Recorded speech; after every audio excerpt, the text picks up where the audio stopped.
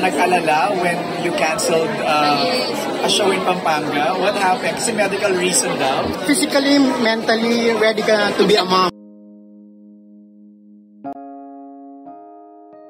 Hindi na maitatanggi ni Sara Geronimo ang pagbubuntis nito sa long-term partner na si Matteo Guidicelli.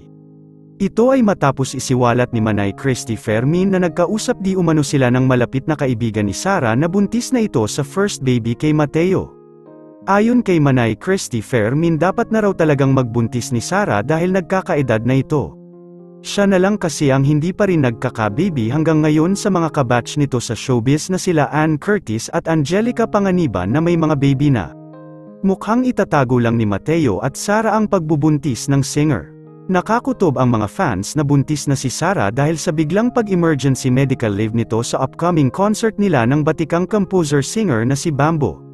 Reschedule ang concert nito na gaganapin sa Cebu.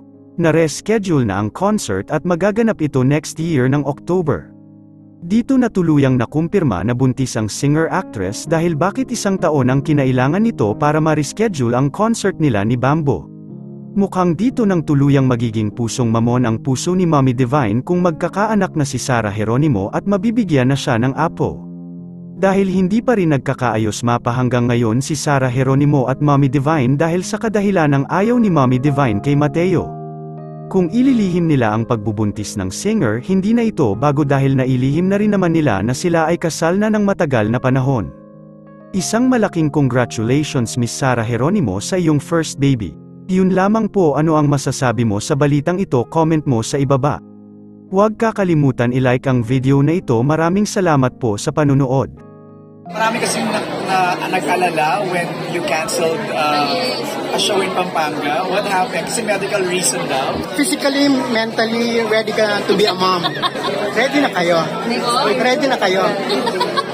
Ready is such a big word. Importante nga po yun. I watched Yen's interview at sobrang po nakarelate. Na raw si Sara Geronimo. At ito na po siguro ang makapagpapalambot ng tuluyan sa puso ni Mommy Divine.